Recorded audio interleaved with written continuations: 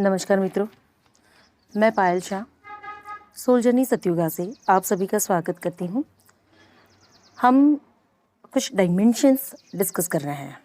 2 videos already मैं upload कर चुकी हूँ, जिसमें पार्ट 1 और पार्ट 2 सारे डायमेंशंस हमने डिटेल में एक्सप्लेन किए हुए हैं। आप इस विषय को उसी सीरीज़ में समझिएगा, तभी आप उसे समझ पाएंगे। तो पार्ट 1, पार्ट 2 और अब ये है पार्ट 3। हमने 9th डायमेंशन तक की स्पिरिचुअलिटी को समझा। डायमेंशंस हमारे जीवन में कैसे खुलते हैं, कैसे हमें अलाउ किया जाता है। एक जगत व्यवस्थित शक्ति है, जगत को नियंत्रित करने वाली व्यवस्थित शक्ति, और वही व्यवस्थित शक्ति हम सभी के ऊपर काम करती है, हम सभी के लिए काम करती है। जहाँ पे किसी के लिए कोई भेदभाव नहीं है, सबको इक्वली अपॉर्चुनिटी, सबको इक्वली एनर्जीज मिलती हैं। पर सवाल यहाँ पे ये आता है कि जब सबके लिए सब कुछ अवेलेबल है, तो हम उन अपॉर्चुनिटीज़ को या उन चीज़ों को क्यों नहीं पा सकते हैं। तो इसी सवाल के जवाब के लिए हमें डायमेंशंस को समझना ज़रूरी है, जो मैंने पहले डिस्कस किए हुए हैं। आज हम ये समझेंगे कि इन डायमेंशंस को शिफ्ट कैसे करना। जैसे मोस्ट ऑफ द वर्ल्ड अगर लोगों को देखेंगे हम, तो 3 डायमेंशंस में हम जीते हैं। 3 से 4 और 5 की तरफ एलिवेट कैसे होना, कैसे असेंशन की जर्नी में आगे बढ़ना, या कैसे हायर डायमेंशंस में जाना। तो इस सवाल के जवाब को पाने के लिए पहले आपको फ्रीक्वेंसीज को समझना होगा। आप कौन सी फ्रीक्वेंसी पे वाइब्रेट करते हैं और आपकी फ्रीक्वेंसी कैसे जनरेट होती है। अगर इस विषय को आपने अच्छे तरीके से समझ लिया, तो आप समझ पाएंगे कि आपकी स्पिरिचुअल जर्नी कैसे एलिवेट हो सकती है, आप असेंशन को कैसे पा सकते हैं, असेंशन जर्नी में आगे कैसे बढ़ सकते हैं। तो इस फ्रीक्वेंसी को, इस वाइब्रेशंस को समझने के लिए हम समझेंगे कि हमारे कौन से इमोशंस कौन सी फ्रीक्वेंसी को जनरेट करते हैं। तो हम कितने डिफरेंट टाइप्स के इमोशंस को फील करते हैं। जब हम शेम फील करते हैं, यानी कि हमारे जीवन में किसी भी हिस्से को लेकर, किसी भी एरिया को लेकर, चाहे हमारे अपने व्यक्तित्व को लेकर, हमारे चेहरे को लेकर, हमारे शरीर को लेकर, हमारे रंग को लेकर, या हमारी फाइनेंशियल कंडीशन को लेकर, या फिर हमारी पारिवारिक सिचुएशंस को लेकर, किसी भी चीज़ को लेकर जब हम शेम फील करते हैं, तो हमारी वाइब्रेशनल फ्रिक्वेंसी जो है वो 20 पॉइंट पे रोटेट होती है, यानी कि 20 HZ, जिसे कहेंगे HZ, 20 HZ पे रोटेट होती हैं। तो इसी तरीके से जैसे जैसे हमारे इमोशंस और राइज होते जाते हैं, वैसे वैसे हमारी फ्रिक्वेंसीज बढ़ती जाती हैं।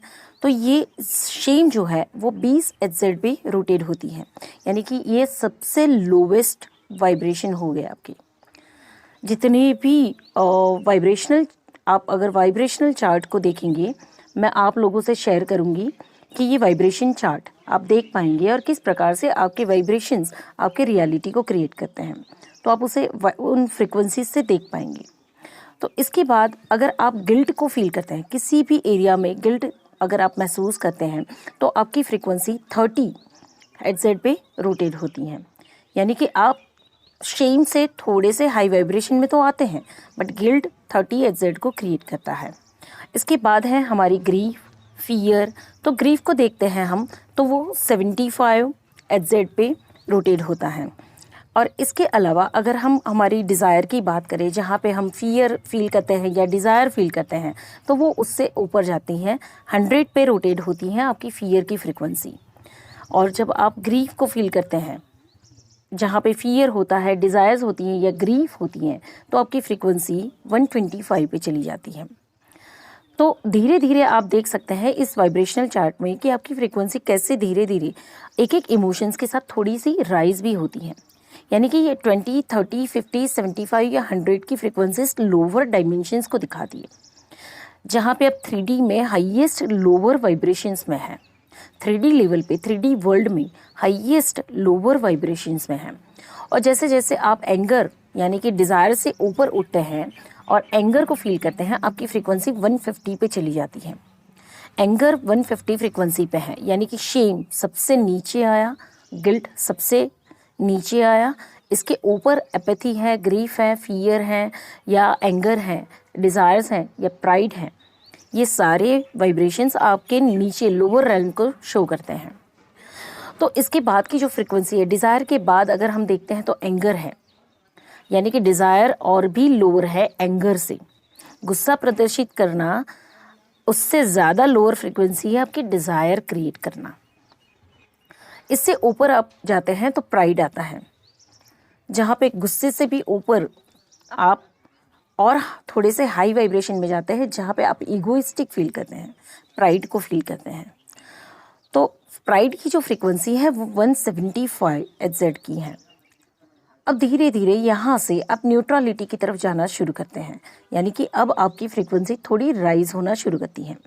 अब आप अगर प्राइड को रिलीज़ कर देते हैं और आप करेज की तरफ चले जाते हैं, यानी कि यहाँ पे हम बात करते हैं कि मैं ही ये काम कर सकती हूँ। ये एक प्राइड हो गया कि मैं ही ये काम कर सकती हूँ, और उसकी जगह मैं ये काम कर सकती हूँ।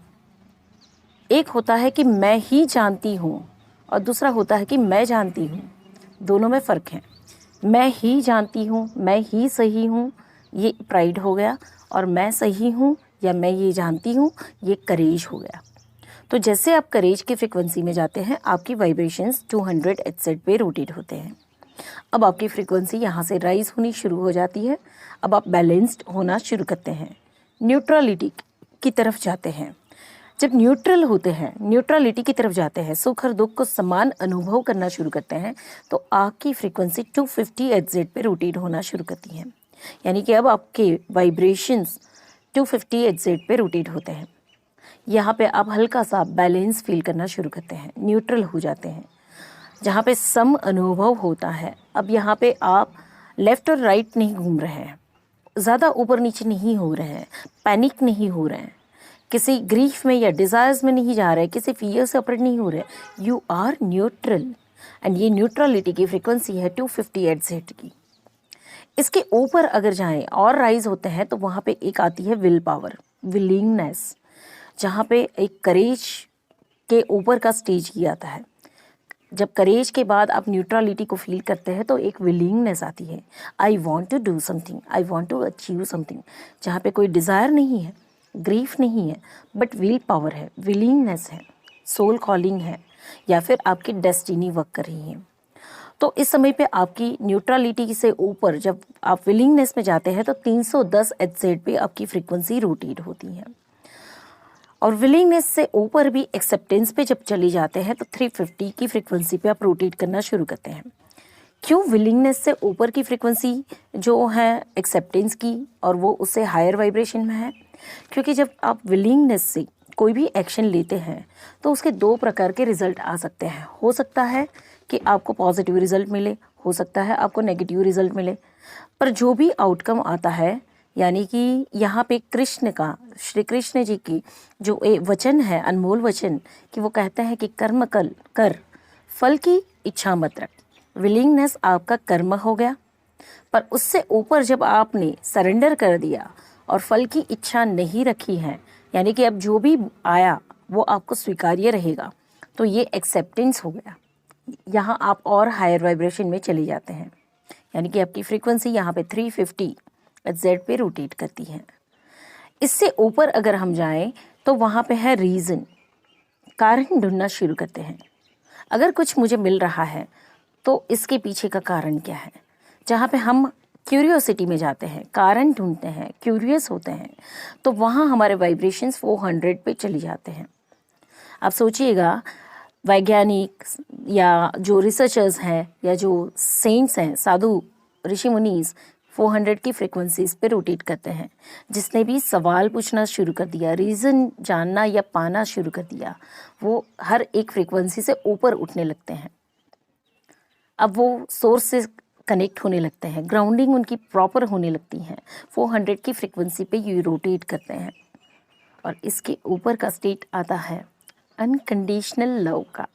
जब भी आप किसी व्यक्ति के प्रति, किसी क्रिएचर के प्रति, किसी चीज़ के प्रति जब लव की फ्रीक्वेंसी में चले जाते हैं, लव की फीलिंग्स में चले जाते हैं, तो तो यहाँ पे आप 500 की फ्रीक्वेंसी में रोटेट करते हैं। सोचिएगा, जैसे जैसे आप एक एक स्टेप ऊपर जा रहे हैं, जैसे जैसे आप अपने थिंकिंग पैटर्न्स या अपने इमोशंस या अपनी फीलिंग्स को हायर डायमेंशन की तरफ या हायर फ्रिक्वेंसी की तरफ ले जा रहे हैं, तो धीरे धीरे आपके वाइब्रेशंस भी उतने ही राइज होते जा रहे हैं। जब आप किसी के लिए प्रेम फील करते हैं तो आप 400 पे रोटेट करते हैं, but at the same time अगर आपने डर फील किया तो उसी समय आपका ब्रेन ये 100 की फ्रीक्वेंसी को स्प्रेड करेगा। अगर आप किसी के प्रति प्रेम या आनंद की अवस्था में है पर उसी समय आपने किसी के लिए ग्रीफ पैदा कर दिया तो 75 की फ्रीक्वेंसी में आप चले गए। सोचिएगा, इससे ऊपर अगर आप समझेंगे तो लव से ऊपर भी जॉय है, यानी कि यहाँ पे सच्चित आनंद, परम आनंद की अवस्था है।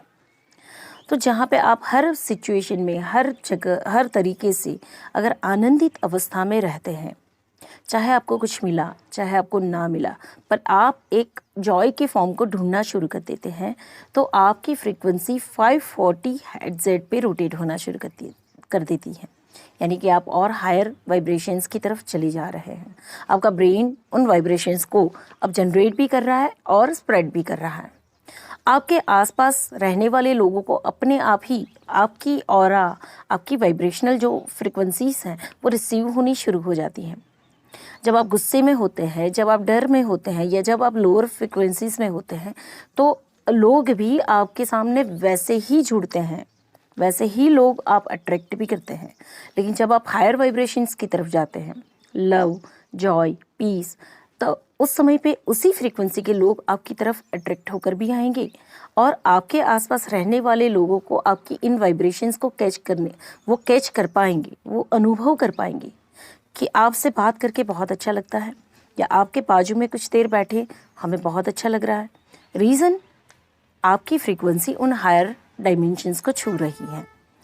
इसके ऊपर अगर हम जाते हैं तो पीस की फ्रीक्वेंसी आती है, लव, जॉय और उसके ऊपर है पीस। पीस की फ्रीक्वेंसी 600 पे रोटेट होती है, यानी कि आपका ब्रेन अब इतने वाइब्रेशंस छोड़ रहा है जो मैक्सिमम 600 की फ्रीक्वेंसी पे अब स्प्रेड हो रहा है।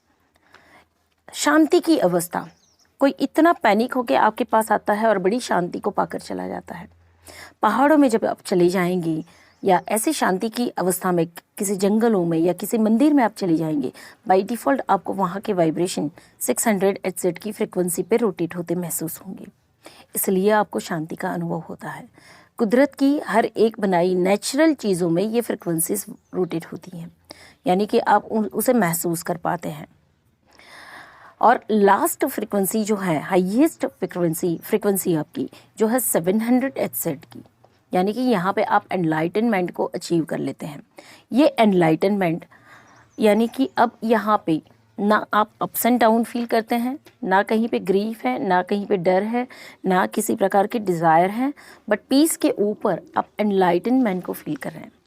बड़ी शांति की अवस्था, परम तत्व को पाने की अवस्था, और जहाँ पे शून्य का एहसास। आपकी ब्रेन अब उन वाइब्रेशंस को स्प्रेड करना शुरू करती है जो आपको एनलाइटनमेंट की तरफ ले जाता है, उस स्टेट में रखता है जहाँ पे अब आपके सामने सारे डायमेंशंस खुल जाते हैं। तो इन डायमेंशंस को अचीव करने के लिए जो हमने पिछले कुछ वीडियो में जो डायमेंशंस आपसे डिस्कस किए थे, तो इन डायमेंशंस को अगर अचीव करना है, जैसे आप 3D की फ्रिक्वेंसी में रोटेट हो रहे हैं, तो आप उस चार्ट में देख सकते हैं कि कैसे आपके लोअर वाइब्रेशंस, जो लोअर इमोशंस हैं, वो लोअर वाइब्रेशंस को स्प्रेड करते हैं और लोअर वाइब्रेशंस आपको लोअर रेल्म में रखते हैं।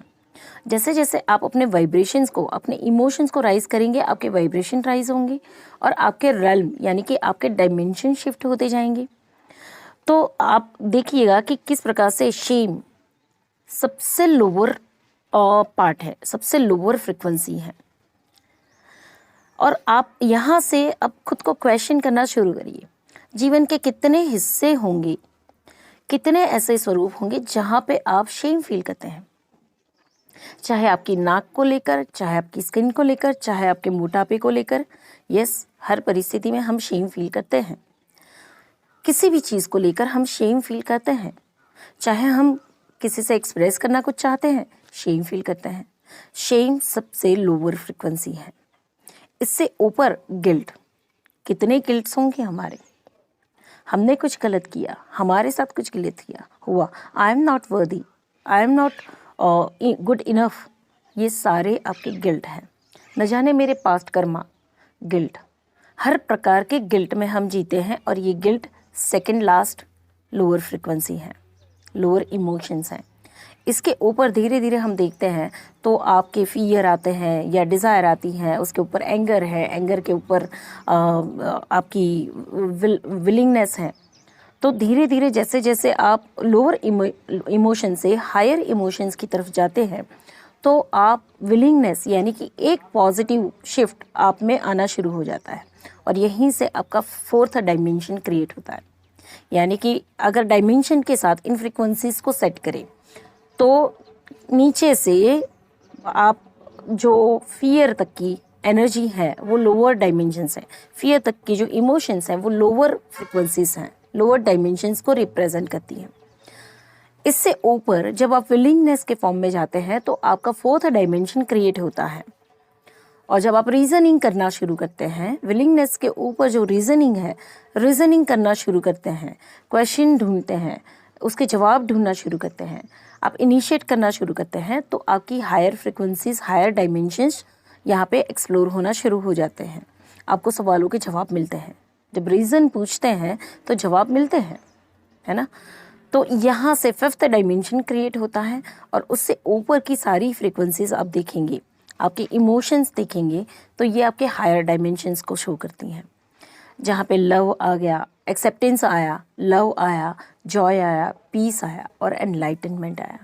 ये सारे नाइन्थ डायमेंशन को इमोशंस और उसके साथ जुड़ी हुई आपकी वाइब्रेशनल फ्रिक्वेंसी के साथ आप कनेक्ट कर सकते हैं, मैच कर सकते हैं। तो एक प्रश्न आया था हमारे मित्र का कि आप अब ये भी बता दीजिए कि इन डायमेंशंस में कैसे पहुँचे। तो इन डायमेंशन में पहुंचने के लिए पहले आपको ये वाइब्रेशनल चार्ट जो है, इमोशंस के साथ जुड़े हुए आपके ब्रेन की फ्रिक्वेंसीज जो आप वाइब्रेशंस छोड़ते हैं उसको समझना ज़रूरी है।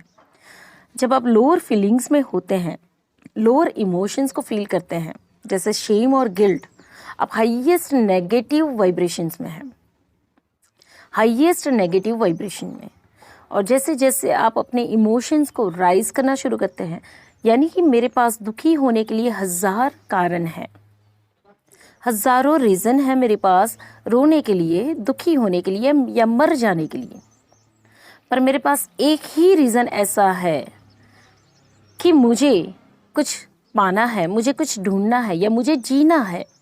यह एक ही रीज़न आपको विलिंगनेस की तरफ ले जाएगा, यानी कि अब आपके अंदर एक विलिंगनेस क्रिएट होती है, यहाँ पे आप ढूंढना शुरू करते हो। तो ये एक ही प्रश्न आपको लोअर फ्रिक्वेंसी से हायर फ्रिक्वेंसी की तरफ ले जाएगा। और मित्रों समझिएगा, आप समझते हैं कि हम नॉलेज सब लेते हैं, हम जानते सब है, सुनते सब है, पर इनिशिएट कितना करते हैं, रीजनिंग कितना करते हैं, क्वेश्चनिंग कितना करते हैं, खोजने की कोशिश कितना करते हैं। कुछ किसी ने खोजा और हमें तैयार मिल गया तो हम उतने से ही सेटिस्फाइड हैं। हमारी तरफ से हम कितनी कोशिश करते हैं कि हम कुछ जान पाएँ, हम कुछ समझ पाएँ, हम कुछ हमारे ही प्रश्न खड़े करें और उसी के जवाब पाएँ। सब कुछ बाहर तैयार है, अवेलेबल पड़ा हुआ है, पर वो आपके काम का नहीं है क्योंकि आपका प्रश्न नहीं खड़ा हुआ है। भले वो ही जवाब आपका है पर फिर भी आपका प्रश्न नहीं हुआ है, अंदर विलिंगनेस नहीं आई है, इसलिए वो तैयार आपको जो सर्व किया गया ज्ञान है वो आपके लिए काम नहीं करता है। यहाँ पे आपको सेल्फ से क्वेश्चन करना पड़ेगा कि अगर ये लोअर इमोशंस अगर मेरे हैं तो हायर इमोशंस भी मेरे हैं। लोअर वाइब्रेशंस अगर मैं स्प्रेड कर सकता हूँ तो हायर वाइब्रेशंस भी स्प्रेड कर सकता हूँ।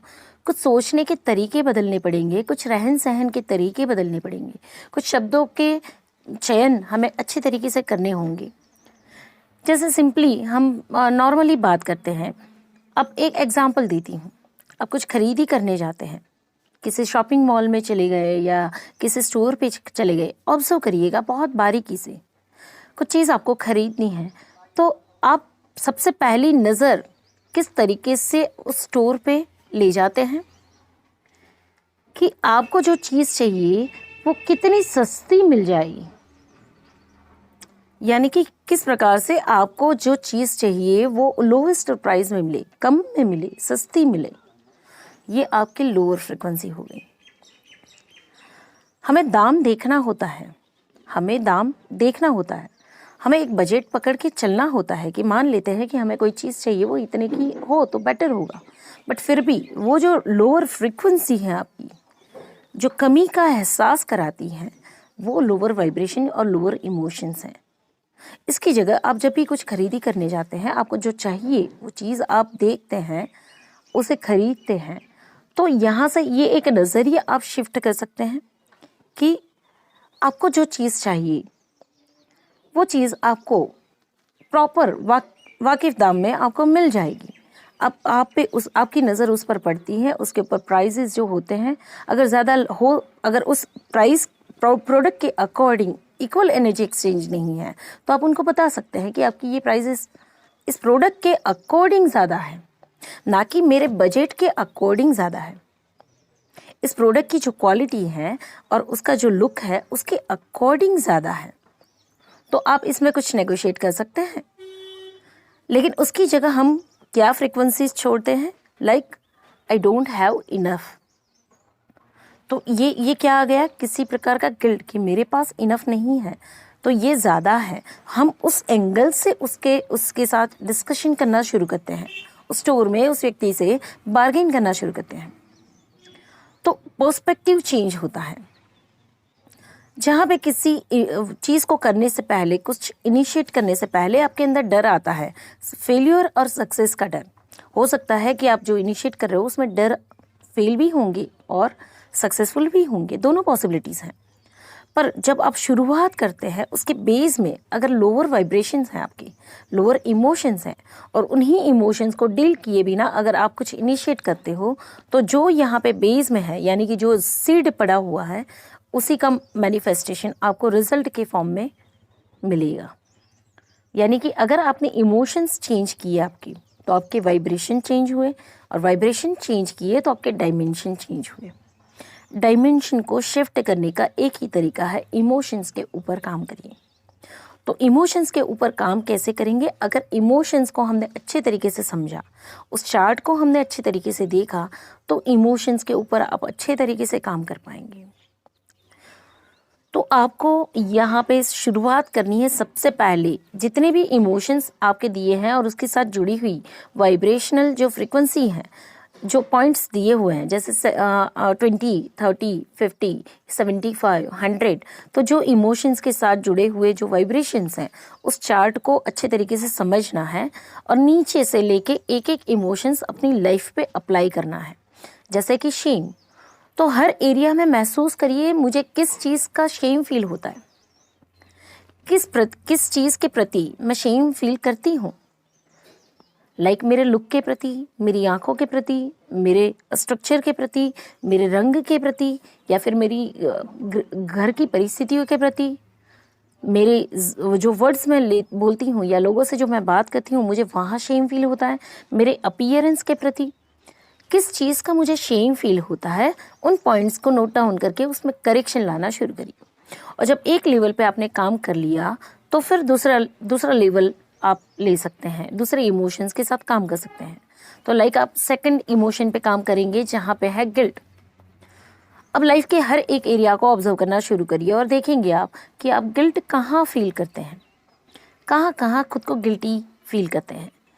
किसी से डिस्कशन करने में, अपनी बात रखने में, घर में अपना हक जताने में, खाने में, या कोई चीज़ अपने लिए खरीदने में, किसी भी चीज़ में अगर आप गिल्ट को फील करते हैं तो उन गिल्ट के साथ काम करिए। खुद को गिल्टी ना पाते हुए खुद को गिल्ट से फ्री करिए,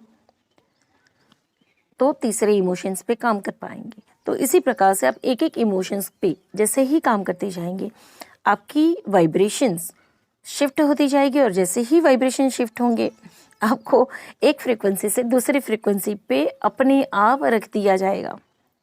आपको ये पता है, आपके पीछे पूरा ब्रह्मांड लगा होता है। पूरे ब्रह्मांड की जितनी भी शक्तियां हैं वो आपके बेटरमेंट के लिए काम कर रही है। जब आप तैयार होते हैं तो समझिए कि वो आपके साथ काम करने के लिए आपसे पहले से तैयार है। एक चित्र, एक पिक्चर को इमेजिन करिएगा। आप एक किसी गहरे खड्डे में हैं, उस खड्डे से ऊपर नहीं आ रहे हैं, तो आप हार मान लेते हैं कि ये खड्डा ही आपका जीवन है। ये गहरा खड्डा जो है वही आपका जीवन है, और अब आप इसी में अपना जीवन समाप्त करेंगे। कुछ दिन, कुछ समय, कुछ साल शायद आप उसी खड्डे में रहते हैं, पर वहाँ आप कंफर्टेबल फील नहीं करते हैं। तो एक दिन आपके अंदर से एक आत्मा जागृत होती है कि मुझे इस खड्डे से बाहर निकलना है। पर आपकी मजबूरी ये है कि जितने समय आप उस खड्डे में रह रहे हैं, अंदर से आप बाहर नहीं देख पा रहे हैं। पर जिस दिन आपने नज़र ऊपर उठा के देखा, तो आप देखेंगे आपके आसपास 50 हाथ होंगे जो आपको हाथ दे रहे होंगे कि लो ये हाथ पकड़ो और उस खड्डे से बाहर आ जाओ। तो उस खड्डे से बाहर आने के लिए भी आपको विल पावर यानी कि विलिंगनेस की एनर्जी तक जाना होगा, ऊपर देखना होगा कि कोई हाथ आपकी तरफ आ तो नहीं रहे हैं, कोई हाथ आपको हाथ देने के लिए तो नहीं खड़े हैं। और जब आपको हाथ मिल रहे हैं तो आपको एक हाथ लंबा करना पड़ेगा उस हाथ को थामने के लिए। बस इतनी सी ज़रूरत होती है जीवन में, एक डायमेंशन से दूसरे डायमेंशन में जाने के लिए या कुछ जीवन में पाने के लिए एक विल क्रिएट करनी होती है, विल पावर, कि यस ये जो है, ये जो गहराई है, ये जो खड्डा है, डार्कनेस है, this is not my life, ये मैं नहीं हूँ, ना मेरा ये जीवन है। तो अब अगर ये मेरा जीवन नहीं है और या मैं यहाँ पे कंफर्टेबल नहीं हूँ, तो फिर कंफर्ट प्लेस क्या है? कंफर्ट प्लेस कौन सी है? क्यों मैं यहाँ पे हूँ?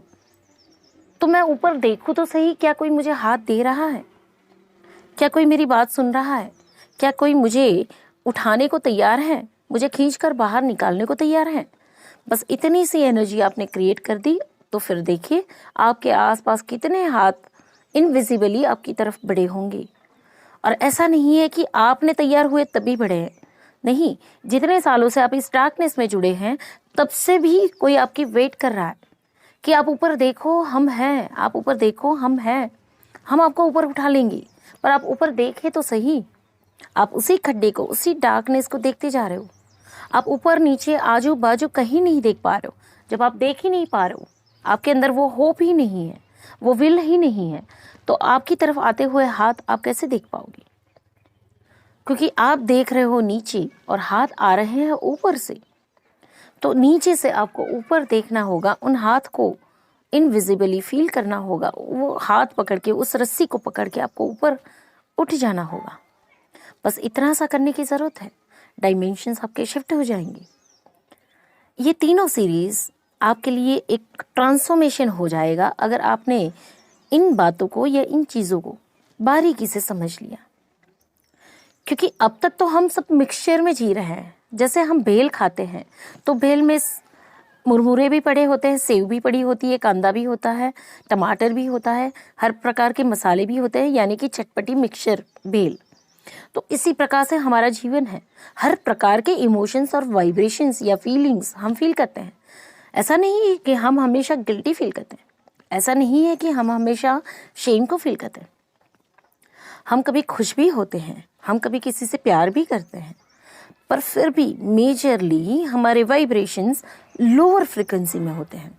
बहुत कम समय के लिए हम उन हायर फ्रिक्वेंसीज को, हायर इमोशंस को टच कर पाते हैं, बहुत कम समय के लिए। तो मेजरली हम जब लोअर वाइब्रेशंस में जीते हैं, लोअर इमोशंस में जीते हैं, तो हमारी दुनिया ही हमें वैसी लगती है कि यार हम तो इसी तनाव में जी रहे हैं, इन्हीं तकलीफ़ों में जी रहे हैं। बहुत कम समय के लिए आप उन सूक्ष्मतम अवस्थाओं को महसूस कर पाते हैं जो आनंद की हैं, जो प्रेम की हैं, जो ज्ञान की हैं।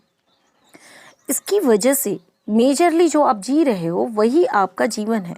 जो भेल की तरह हम मिक्सचर को खा रहे हैं, बहुत चटपटा लगता है, मसालेदार होता है, पर हेल्दी नहीं होता है।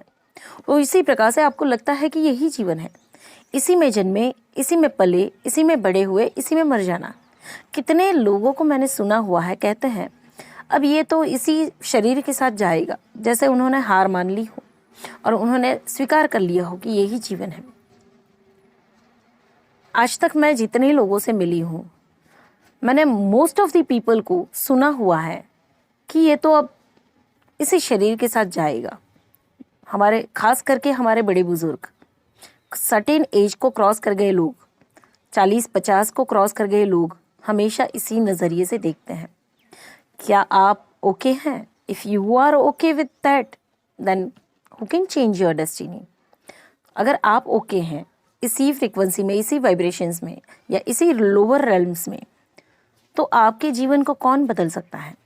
अगर आप तैयार नहीं हैं अपने जीवन को बदलने के लिए, आपके जीवन को कोई नहीं बदल सकता है।